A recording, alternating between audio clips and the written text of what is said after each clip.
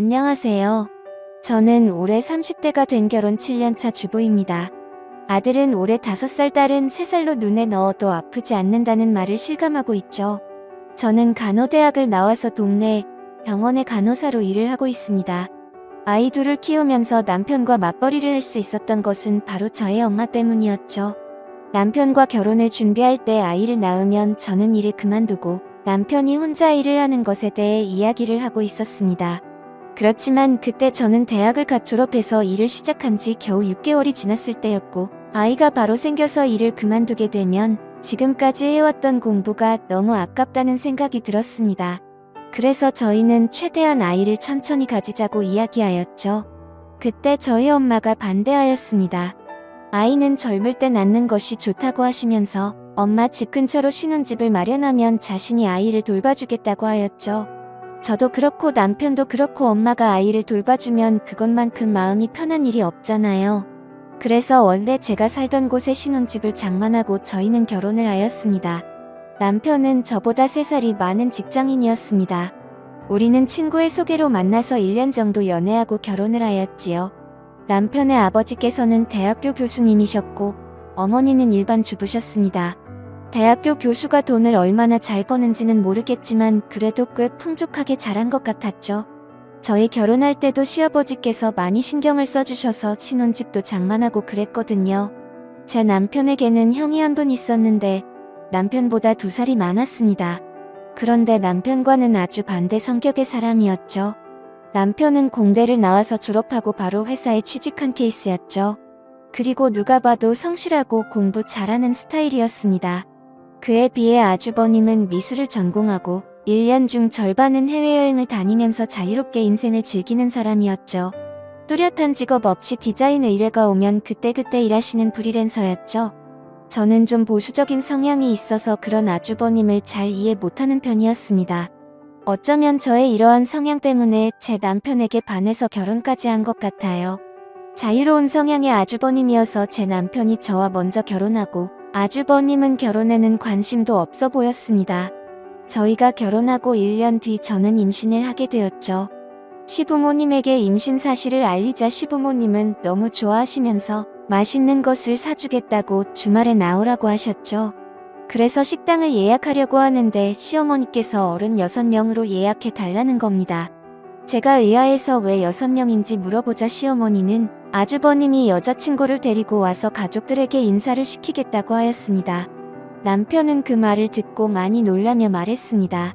지금까지 형이 10명 넘게 여자 만났는데 부모님한테 처음으로 인사시키는 거야? 이거 왠지 결혼 생각도 있어 보이는데. 그래, 그러면 잘 된 거지. 아주버님도 언제까지 혼자서 저렇게 살 수는 없잖아. 빨리 짝 찾아서 결혼해야지. 주말이 되었고 저희 식구는 식당에 모였습니다. 시부모님은 저에게 수고했다면서 몸 조심하라고 격려도 해주시고 기분이 너무 좋아 보이셨습니다. 그때 아주버님이 여자친구와 함께 식당으로 들어왔습니다. 그런데 아주버님의 여자친구를 보자마자 저는 너무 놀라고 말았죠. 그 여자친구는 바로 저의 대학교 동기였습니다. 저랑 그렇게 친하지는 않았지만 서로 얼굴은 아는 사이였죠. 저 같은 경우는 학생을 더하고 학교 생활을 좀 활발하게 한 편이었고 아주버님의 여자친구는 학교 활동도 잘 안 하는 조용한 학생이었습니다. 그런데 키도 크고 좀 마른 편이고 얼굴도 하얗고 예쁘기 때문에 아르바이트로 쇼핑몰 모델도 한다는 소문이 있었습니다. 저는 이런 자리에서 그 친구를 만날 거라는 생각을 하지도 못했었는데 세상 참 좁다는 생각이 들었습니다. 아주버님이 여자친구를 데리고 와서 저에게 인사를 시키는데 그 친구도 저를 알아보고 반갑게 인사를 하더군요. 솔직히 그렇게 반갑지는 않았지만 저도 매우 반가운 척 인사를 했습니다. 그런데 원래는 제 임신을 축하하기 위해서 모인 자리였는데 순식간에 아주버님의 여자친구를 인사시키는 자리로 바뀌어버린 것이 좀 서운해졌죠. 키를 내지 않기 위해 무진장 애를 써서 사람들은 몰랐겠죠. 인사를 했습니다. 저도 제가 마음이 임신을 왔다는 것은 인정합니다. 그럼에도 서운한 마음이 드는 것은 제가 어떻게 할 수 없는 일이었습니다. 그리고 저보다는 제 뱃속에 있는 아이가 잊혀진 것 같아 더 서운한 느낌이 들었죠. 집으로 돌아가서 저는 대학교 친구에게 전화를 했습니다. 그리고 식당에서 있었던 일을 이야기했죠. 친구는 놀라면서 말했습니다. 걔 있잖아, 남자 소문 엄청 안 좋잖아. 진짜 난 모르는데 학교에서 만나는 사람 없었던 걸로 아는데 학교에서는 없었지. 그런데 걔 쇼핑몰 모델 했었잖아. 그러면서 유부남 사진 기사랑 바람도 났었다고 그러고 남자 모델들하고 엄청 만나고 다녔대. 그리고 홍대 클럽 가면 걔 모르는 사람 없다고 그러더라. 이내 아주버님한테 조심하시라고 전해드려. 저는 친구의 말을 듣자 예전 학교에 떠돌던 소문들이 기억났습니다. 어떤 교수와 사귄다는 소문도 있었고 같은 대학교 운동선수랑 사귄다는 소문도 있었죠. 저는 아주버님이랑 그 친구랑 사귀는 것이 솔직히 말해서 싫었습니다. 제가 아주버님 일에 왈가왈부할 것은 아니지만 그래도 남편의 형님인데 그런 소문 안 좋은 여자를 만난다는 것이 마음에 걸렸죠. 구정이 되었고 저희는 시댁에 갔습니다. 시댁에 도착하니 아주버님과 그 친구가 와 있었습니다. 그 친구는 어머니를 도와서 전을 부치고 있었죠. 제가 일을 도와드리려고 하자 시어머니께서는 임신한 사람은 일하지 말고 쉬라고 하셨습니다. 그러면서 저 대신 남편을 불러서 음식하는 것을 도우라고 하셨습니다. 저는 식탁에 앉아 계신 아주버님 옆에 앉아서 이런저런 이야기를 하였습니다. 제가 아주버님에게 물어보았습니다. 아주버님 여자친구는 어떻게 만났어요? 제가 이번에 태국으로 혼자 여행을 갔었는데 여자친구도 혼자서 여행을 왔더라고요. 그래서 같이 밥 먹고 관광도 같이 다니다가 사귀게 되었죠. 와, 여행 가서 만나다니 로맨틱하네요. 이런 말하면 팔불줄 같지만 여자친구가 좀 예쁘잖아요. 그래서 제가 열심히 쫓아다닌 거죠. 맞아요. 대학교 때도 예쁘다고 남자들이 끊이지 않는다고 그러더라고요. 그러자 아주버님은 의미 있는 표정으로 저에게 물었습니다. 그래요, 대학교 때 인기 많았어요. 그게 저랑은 그렇게 안 친해서 잘은 모르거든요. 그런데 교수님이랑 사귄다는 소문도 있었고 쇼핑몰 모델하면서 모델들이랑 만난다는 소문도 있었고요. 그리고 홍대 클럽에서도 유명하다는 소문도 있었고요. 그러자 아주버님은 웃으면서 말했습니다.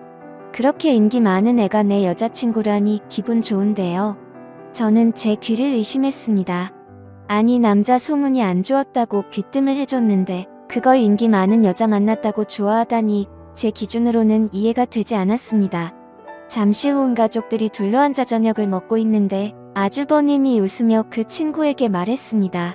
더 대학교 때 남자들한테 완전 인기 많았다면서? 그러자 그 친구는 어쩔 줄 몰라 하면서 말했죠. 아니야, 나 그런 적 없어. 그게 부끄러워할 일이야, 자랑스러워할 일이지. 내 여자친구가 예쁘다는 모든 남자들이 인정한다는 소리잖아. 난 기분이 좋은데 그러면서 허탕하게 묻는 것이었죠. 그리고 시부모님에게 그 친구와 결혼을 하겠다고 말하는 것이었습니다. 그러자 저를 제외한 모든 가족들이 격하게 축하를 해주었습니다. 특히 시어머니께서 많이 좋아하셨죠. 자신은 아주버님이 평생 결혼 같은 거 안 할 줄 알았다고 하시면서 그 친구의 손을 잡으시고는 계속 고맙다고 하였습니다.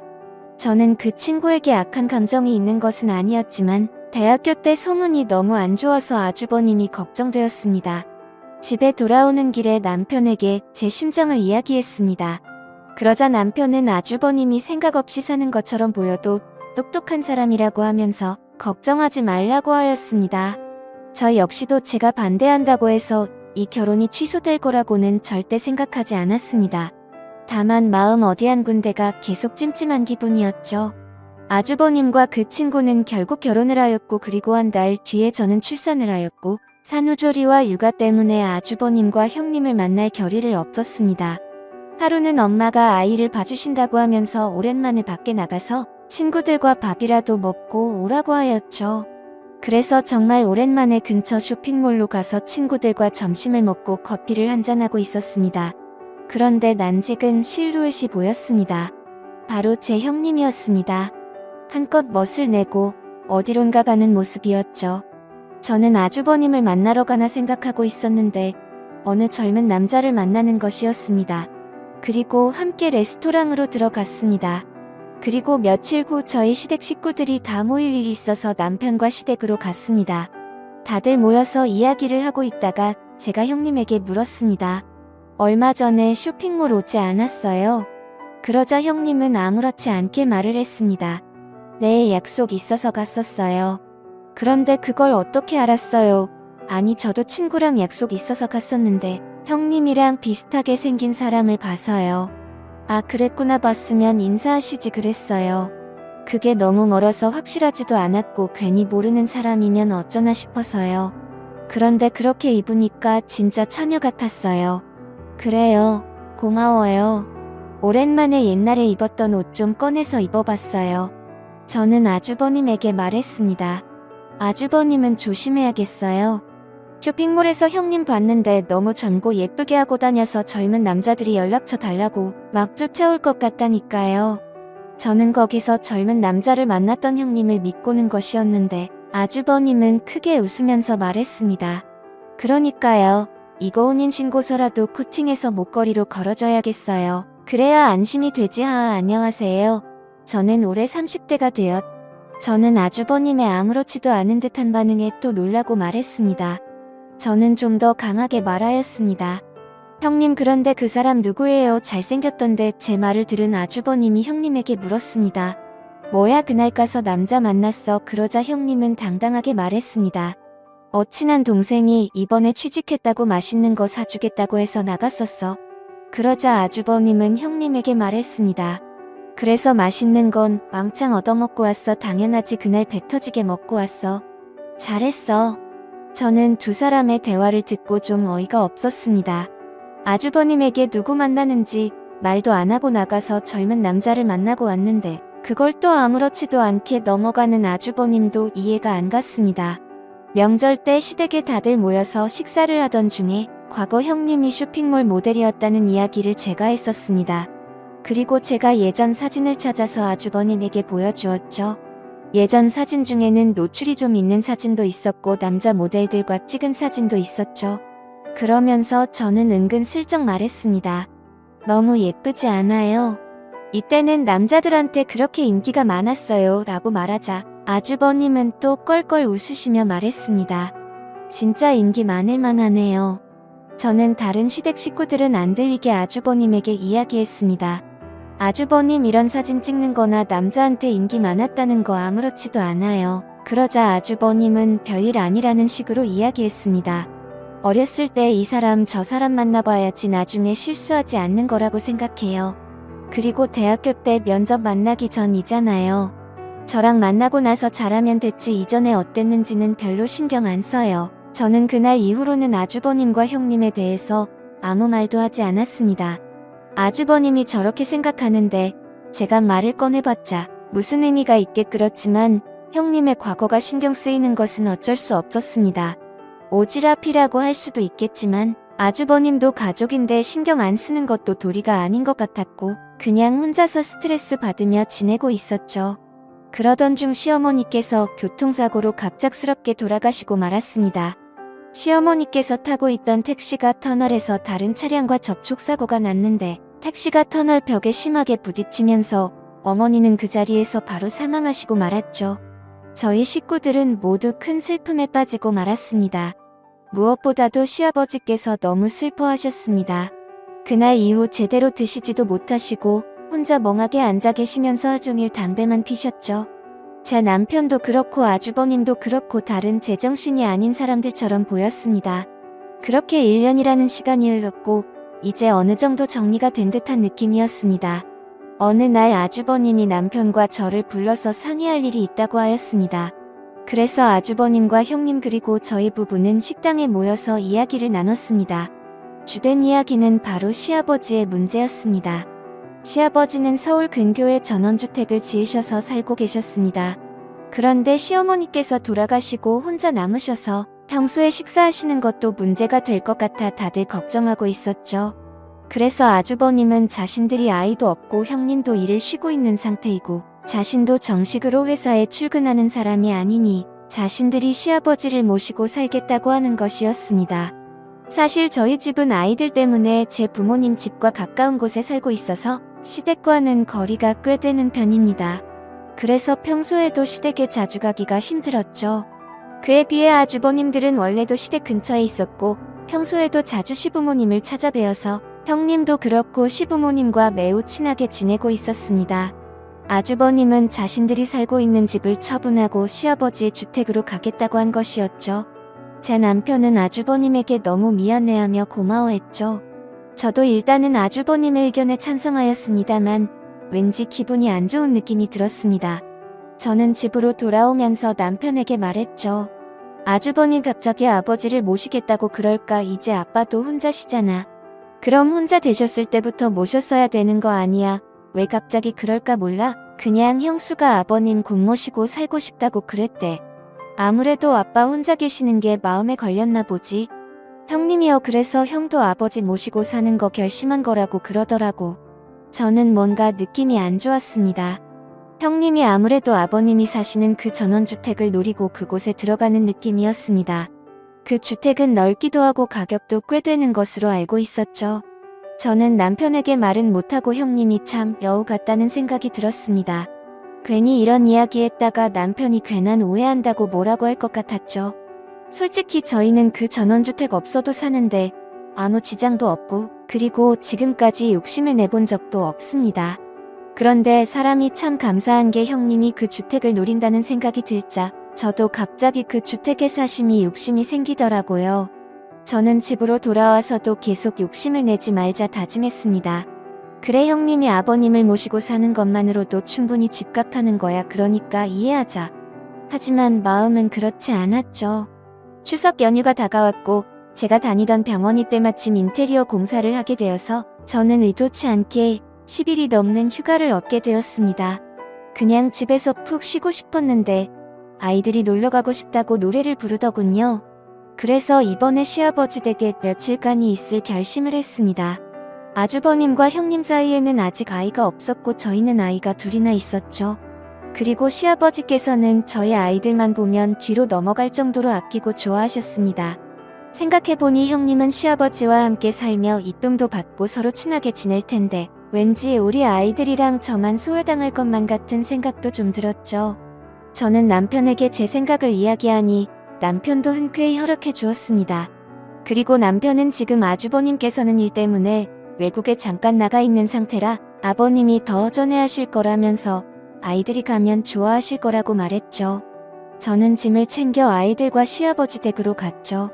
저희가 가자 시아버지와 형님은 너무 좋아하더라고요. 아이들도 시골의 좋은 공기를 마시면서 마당에서 시아버지와 함께 놀며 즐거운 시간을 보냈습니다. 저는 옆에 형님이 있는 것을 보고 형님 시골에 온 지도 이제 2년째인데 어때요? 살만해요? 네, 좋아요. 공기도 좋고 여유롭고 그런데 좀 심심하지 않아요. 여기 보니까 근처에 아무것도 없던데 그렇게 심심할 겨를도 없어요. 집안일 하고 아버님 챙겨드리고 그러면 하루가 다 지나가 있어요. 그때 아이들과 함께 있던 시아버지께서 좀 피곤하신지 자리에 털썩 앉으셨습니다. 그러자 형님은 급하게 시아버지에게 달려갔고 시아버지를 부축하였습니다. 그리고 시아버지는 그런 형님이 고마운지 형님의 손을 꼭 잡고 일어나셔서 형님의 어깨를 토닥여 주셨죠. 저는 속으로 두 사람이 함께 살면서 많이 친해졌구나 하고 생각했습니다. 그날 밤 저는 아이들과 함께 있다가 초저녁에 잠이 들었습니다. 그래서 밤 10시쯤에 눈을 떴습니다. 다들 잠을 자는지 밖은 조용했지요. 저는 물을 마시려고 거실로 나왔는데 시아버지 방에서 이상한 소리가 들리는 것이었습니다. 저는 시아버지 방문에 귀를 가까이 가져갔습니다. 그러자 시아버지의 거친 숨소리가 들려왔습니다. 저는 너무 놀라서 하마터면 들고 있던 물컵을 떨어뜨릴 뻔했죠. 저는 심호흡을 하고 다시 귀를 가까이 댔습니다. 분명 시아버지의 거친 숨소리가 들렸습니다. 정확하진 않아도 소리를 참는 듯한 소리였죠. 그리고 얼마 뒤 그 소리는 사라졌습니다. 그리고 뒤이어 들려오는 또 하나의 숨소리가 있었죠. 그것은 여성의 가는 한숨소리였습니다. 그리고 여성의 목소리가 들렸습니다. 그 목소리는 바로 형님의 목소리였습니다. 아버님, 아무래도 동서랑 조카들이 와서 지금 시간에는 힘들 것 같아요. 내일부터는 1시간 정도 뒤에 올게요. 조금만 참으세요. 아셨죠?